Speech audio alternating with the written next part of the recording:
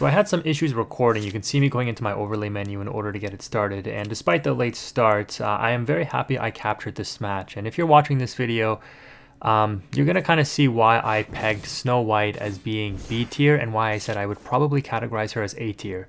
This is a deck list that I just kind of threw together after almost getting stomped out by a Snow White 7 Dwarf deck that was using Amber Amethyst. And I decided to make it a little bit more competitive, not using the Dwarves, but actually putting in the good Amber and Amethyst cards. And this is a color that's really been overlooked, similar to Amber Sapphire, just because there's not a lot of removal.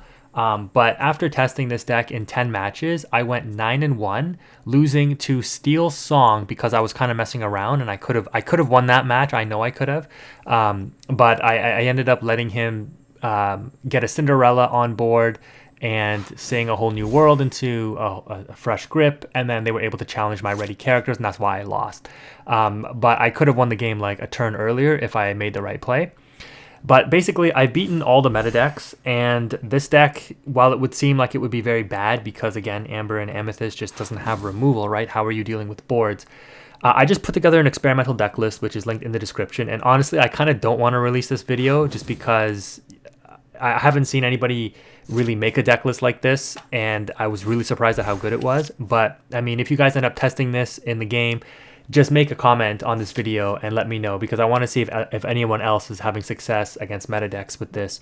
I've beaten every other meta deck. I've beaten Sapphire Steel, Ruby Amethyst. Obviously, I'm going up against Emerald Steel here. I've beaten Emerald Steel Discard. I've beaten them all, and I don't want to say rather comfortably, but like the utility that you're afforded with a deck like this is actually insane. So I'm going to go ahead and start commentating the match here. It looks like we are behind, and, I think we were on the play here, right? So, I mean, on the draw, sorry. So, we're behind in tempo, and this deck doesn't claw back tempo in the way that you've seen decks in this meta traditionally claw back with, like, Be Prepared or A Whole New World. But we do have the small Pinocchio, and I was really a big fan of this card in Ruby Amethyst, just because it helps you do exactly that and claw back some tempo early on, especially against the aggro decks. But in this deck, it is absolutely ridiculous. And what you're seeing here is, again, my opponent has a pretty decent board setup. They're going to be questing for a lot. I'm sitting here thinking, like, okay, how am I going to deal with this? They got a Tinkerbell and a Flynn Rider that's going to quest them up to 12. I have to deal with this Cheshire Cat as well. I've got some cards in my hand that don't really seem that great in this moment, but you're going to see kind of how this plays out. So we've got the Fox on board here, and I'm thinking, okay, what is the best thing to do? We're going to go ahead and drop the Maximus. No sense of putting it into bodyguard mode because our Fox has to deal with this Cheshire Cat here. So no sense in leaving the Maximus exposed. The Cheshire Cat will banish the Fox, and we just pass on this. And again, it seems very, very underwhelming. But what's kind of interesting is you get a lot of synergy with Maximus in this deck with the Amethyst Rush cards like Peter Pan Shadow, Rafiki, yes, that is correct, Rafiki, and the Madam Mim Fox. So you're going to kind of see what we're going to do here. They have no other play other than grabbing your swords against my Maximus, and I'm totally fine with that. So I dropped the Shadow, and I'm going to go ahead and quest with the Maximus. I don't know why I'm thinking about it, because there's no other play really to make here. This is going to beef up the Shadow to be a 6/3, which will allow us to take out that Tinkerbell. And now we're just dealing with a Flynn Rider on board. While we are a little behind, right, with us being at only 2 lore, and the opponent's going to essentially go to 14, and we have to discard when we challenge that Flynn, it's not necessarily the end of the world, because we do have that Rapunzel, which is likely going to draw us 2 cards off of this Maximus. Okay, never mind, the Whole New World. So yeah, we're not in a great spot here. The opponent has a tremendous advantage. It sucks that we had to ink that Maleficent, because, inking something else and then playing that on 3 to draw would have been nice, but I guess it didn't matter because the opponent had a Whole New World anyways. What's nice is that they did have to hard cast that, because obviously they were not expecting their Tinkerbell being taken out there, and that's the nice surprise factor of this deck. But they do end up establishing a Simba, and they are up to 14 now. So I have to make some decisions around what I'm going to do in order to help stabilize. So I sing Friends, which again may seem bad, but there's no point in questing with Maximus here, because the Rafiki in and of itself can easily take out this Flynn Rider. And we're looking decent now. I'm going to go ahead and establish a Pocket Watch maybe? Or, okay, no, we're going to go ahead and Snow White to heal the Maximus since we don't have Rapunzel anymore. Hoping to draw into the Shift Snow White. And then, yeah, I guess I do ink and establish the Pocket Watch. I don't know how I feel about Pocket Watch. I like it as a card, but just because Benja is so prevalent in steel decks, I think you might be better off running some additional 1-drops, like maybe Olaf's, because I do only run the Queen in the 1-drop slot right now. So yeah, having some more 1-drops might be better instead, because yeah, you can see there, they just Benja, and that's just free value for the opponent. They're going to fire the cannons away the Rafiki, and they look like, once again, like they're threatening you know, a decent board, because they just need to put cards on board and quest, right? And we have no real way of dealing with it. They're keeping me off Snow White, so they were smart, because they probably know that, yeah, I'm going to quest with the Snow White, and or sorry, shift the Snow White, quest with it, protect it with Maximus, right? So we're going to go ahead and Maximus take out the Simba, drop another Snow White, heal up the Maximus once again, so that we can get 2 characters on board and drop the Surfer Stitch to draw 2. This is a nice little utility option for this deck here, getting the additional draw engine off Surfer Stitch, Rapunzels, and of course the Amethyst packages. So you draw a lot of cards with this deck. The opponent thinks they probably have game on board. They're like, yep, I just go wide here and I win. And normally they would be right, but thankfully they wheeled away one of our Pinocchios, and so what's going to happen here is the Snow White's going to be able to quest and get back a Pinocchio here, because Snow White is basically, you know, just a free utilization of your discard pile for anything in there. It's absolutely incredible. So we're going to go ahead and drop this Pinocchio and likely exert the Cheshire Cat here, and then we're going to just have to decide on what we want to take out.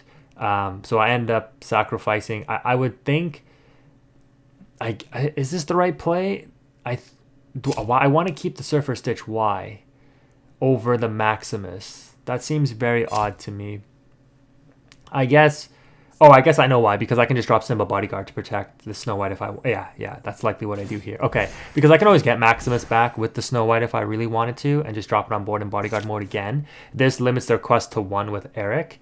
And yeah, if they exert their Eric, we're going to take it out. And if they exert their Eric, we can crash our Pinocchio, put it in the discard pile, and just get it back again with Snow White to tap down whatever they play. So they drop a Beast here. And again, you might think, man, this opponent's really close to closing out the game.